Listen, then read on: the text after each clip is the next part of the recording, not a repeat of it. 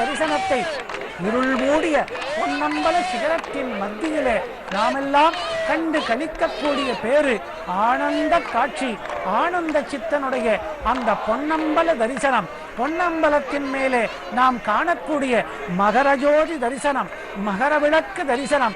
இந்த காட்சிக்குத்தான் 365 நாட்கள் நாம் காத்து கிடந்தோம் என்னும்படியான அந்த சுவாமிமார்களுடைய சரண கோஷம் வானை பிளக்க, வான் முகடு கிளிய, அந்த கிளிகின்ற கிரணங்களுக்கூட அந்த நட்சத்திர ஜோதியாய், மகர நட்சத்திர ஜோதியாய், பொன்னம்பல ஜோதியாய், மணிகண்ட ஜோதியாய், இந்த ஆனந்த சித்தனுடைய ஜோதியாக அதோ பிரவாக வெள்ளம் மெல்ல எழுந்து வருவதை பார்க்கிறோம்.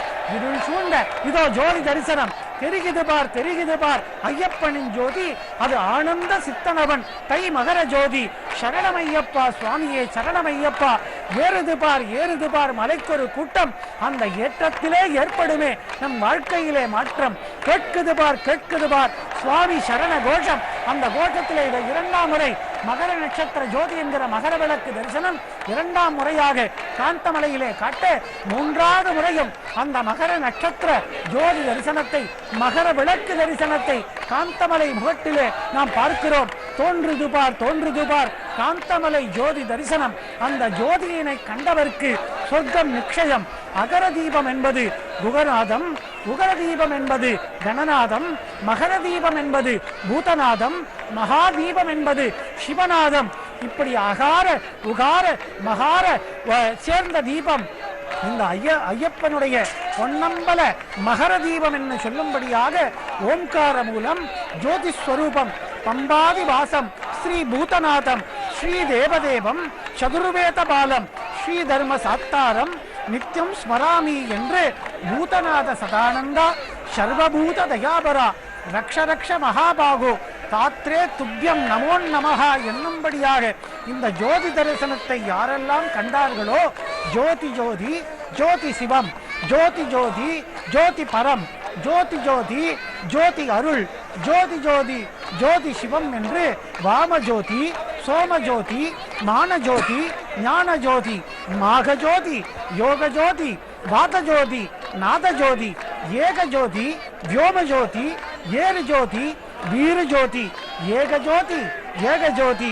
ஏகஜோதி, ஏகஜோதி என்று திருவருட்பிரகாச வள்ளலார் பாடியது போல அருட்பிரகாச ஜோதியாக, அருட்பெரும் ஜோதியாக, தனிப்பெரும் கருணையுடைய தெய்வமாக, கலியுகத்து கண்கண்ட தெய்வமாக விளங்கக்கூடிய இந்த ஹரிஹரசுதன் சுவாமி ஐயப்பனை ஜோதி தரிசனத்தை யாரெல்லாம் கண்டார்களோ அவர்களுக்கெல்லாம் அறிந்தும் அறியாமலும் தெரிந்தும் தெரியாமலும் செய்த சகல குற்றங்களையும் பொறுத்து காத்து ரட்சிக்க வேணும்.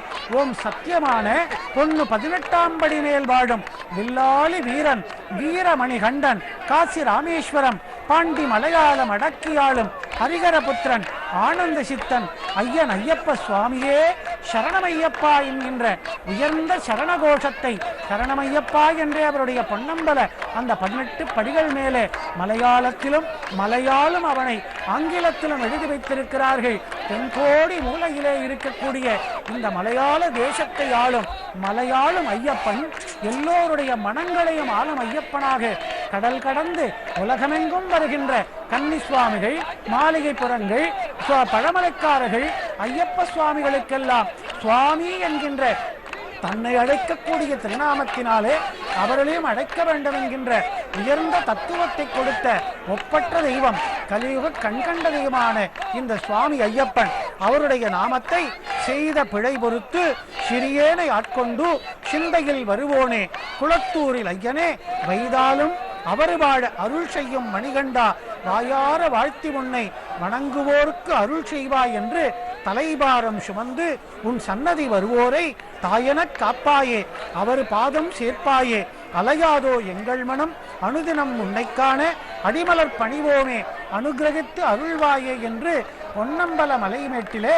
மகர ஜோதி நட்சத்திர மகரவிளக்கு தரிசனத்தை காண நாம் மட்டுமல்ல, மேகமுடையார் தாத்தா, திரு சிதம்பரம் பிரம்மராயர், பரவூர் தாத்தா, கைவிளாஞ்சேரி வலதுடை ஐயனார், கோவில்பட்டி கீழ்பழவூர் ஐயனார், நெல்லரிசி ஐயனார், கிராமசாத்தா, ராஜசாத்தா, சாந்தமங்கலம் நூரணி சாத்தா, நடுக்காட்டுடையார் சாத்தா, புத்துப்பட்டு ஐயனார், வெள்ளந்தாங்கி ஐயனார், குத்தாலம் ஆகாச ஐயனார், புதுக்கோட்டை தடிகொண்ட ஐயனார் என்று எங்கெங்கெல்லாம் தமிழ்நாடு நோறும் சாத்தன் என்றும் ஐயனார் அப்பன் என்றும் ஐயன் ஐயப்பன் என்றும் இப்படியெல்லாம் ஐயனார் என்றும் கிராமங்கள் தோறும் கோவில் கொண்டிருக்கக்கூடிய இந்த ஸ்ரீதர்ம சாத்தா பூரணை புஷ்கலை சமேதராக பொன்னம்பலத்திலே ஐயப்பன் பிரம்ம ஜோதியாய் பிரம்மச்சாரியாய் அந்த பொன்னம்பலமேட்டிலே காட்டுகின்ற மகர ஜோதியை காண்பதற்காக எல்லோரும் வந்து சேர்கிறார்களாம்.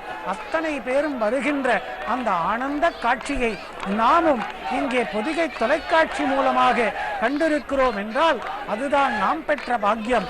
ஸ்ருதியோடும் லயத்தோடும் பாட வரம் தருகிறவன் ஐயப்பன். ஸ்ருதி என்பது ரங்கநாதன், நாதன் என்று அவனுக்கு பெயர், ரங்கநாதன் என்று பெரிய பெருமாளாக காவேரிக்கரை ஸ்ருதி. லயம் என்பது தாளம், தாளபுரீஸ்வரன் என்று ஞானசம்பந்தருக்கே சீர்காழிப்பதியிலே தாளம் கொடுத்த ஈஸ்வரன் என்று ஈஸ்வரனுக்கு பெயர்.